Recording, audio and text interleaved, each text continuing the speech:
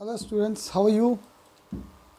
Today we are going to start our new chapter, that is a solid state, first chapter of class 12 chemistry. Solid state. Before going to solid state, let's discuss on matter first.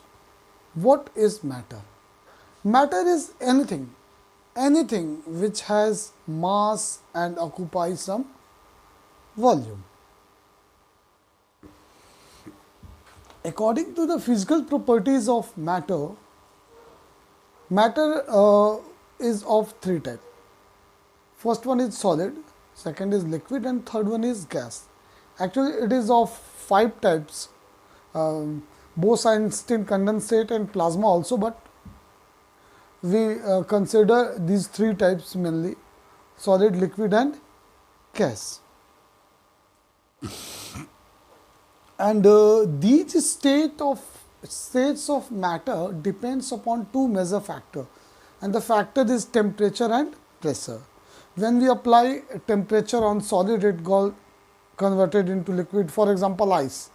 If we supply some amount of energy or heat on ice, then it got converted into liquid, and liquid will got converted into vapor if you apply more amount of heat on it.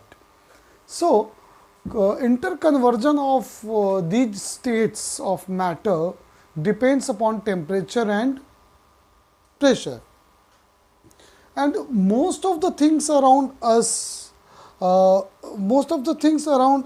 is what? Solid, right? But different solids have different application. Like a marker is used for writing on this whiteboard, chair is used for sitting, and different solids have different applications, but they all are solids. If they all are solids, then why they have different applications? So, different solids have different application due to their difference in properties or characteristic. This chapter is based on properties of solids, why different type of solids have different applications. So, let's start with definition. What is solid? Solid is defined as that form of matter which possesses rigidity. Rigidity means what? Rigidity, there are two terms, rigidity and fluid. Fluid which can flow.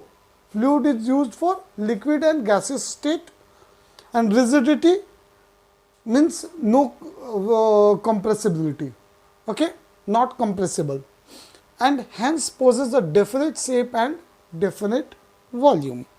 So, solid is that type of state of matter which possesses a definite shape and definite volume.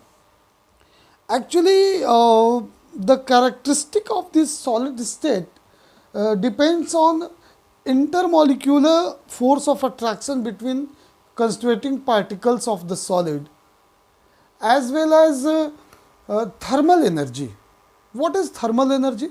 Thermal energy is that energy of constituent particles which is due to temperature. If we increase the temperature, thermal energy of that constituent particles increases, and solid got converted into liquid, right? Okay. So, what are the characteristics of solid state? There are two characteristics of solid state. First is intermolecular distance are very small. The intermolecular distance between constituting particles of solids are very small, like that.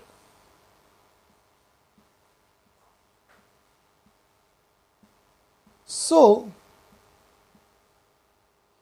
these spaces are very less, or you can say negligible spaces between them.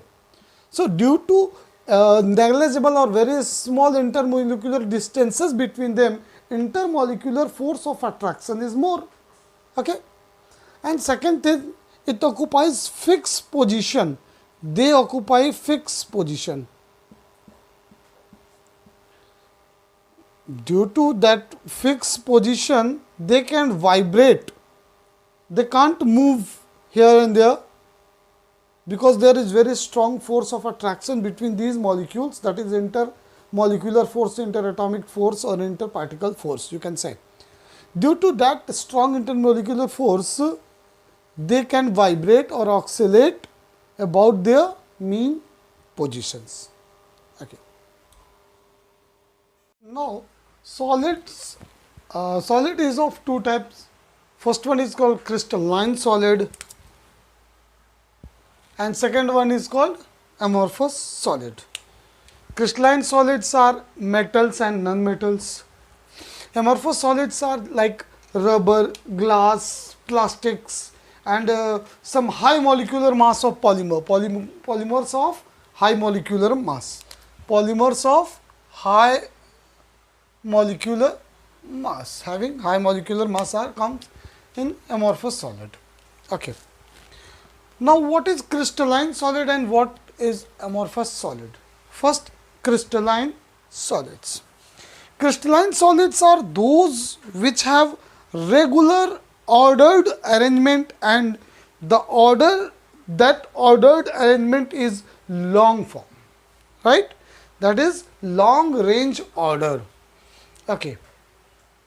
Now, first point is of difference between them is crystalline solids are constituent particles are arranged in regular fashion in case of crystalline solid, but in case of amorphous solid, these constituent particles are not arranged in regular fashion. So, the particles which are arranged in regular fashion in case of crystalline, they repeat itself periodically over a crystalline arrangement or a whole crystalline crystal. For example, if it is NaCl, then here Na, then Cl, then Na, then Cl, again Na, again Cl. That is a proper arrangement. Again, sodium will come after chlorine. There is a gap between two chlorine. There is a gap of sodium between two chlorine. Means these atoms arrangements are a regular arrangement, right? But in case of amorphous solid, arrangements are not regular. Due to that regular arrangement and very strong force of attraction, their melting point and boiling points are very high. And in case of amorphous solid, their melting and boiling points are not sharp melting point, means particular, there is a particular melting point for each solid particles, but it may melt over a range of temperature. So, for example, let us take an example of glass. Okay, glass of an old building. Glass of an old, if the glass of that old building is very old, then what happen? It is found to be slightly thicker at bottom and then at the top. Why it happens? Because this and we have some more example of it, like some glass objects from ancient civilizations are found to become milky. Why they got milky? Due to crystallization. Okay, it means amorphous solids have a tendency to flow through at different temperature. Okay, that's why they are sometimes they are called pseudo solids, because they have property of super cooled liquid. They are called pseudo solid or super cooled liquid. Why? because they have tendency to flow. They have tendency to flow at various temperature ranges. Now, anisotropic and isotropic. Anisotropic means what? Crystalline solids are anisotropic in nature. That is some of physical properties like electrical resistance or refractive index. Let us take an example. Suppose we have sugar, that is sugar. If it is our white light, then we can see these particular area very bright, but opposite thing, these areas looks, it will be lighter and it will be in dark. So, the physical property of a crystalline solid is not same from all angles.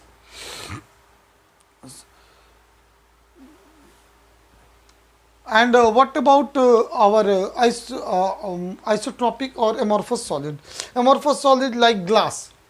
If it is a transparent glass, we apply light over it, then it spread all over the glass properly, right? Crystalline solids undergo a clean cleavage when when we cut it with a knife, but amorphous solids undergo an irregular cut. Due to regular fashion or strong interatomic forces between them, they have definite heat of fusion, but due to some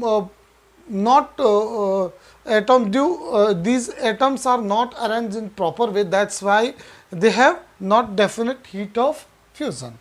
Now, true solids are solids which behaves like solid, and they are pseudo solids. They are pseudo solid means, pseudo means false. They behaves like, sometimes they behave like liquid, because their particles can flow over a range of temperature. That is why they are called pseudo solid. So, these are some differences between them. And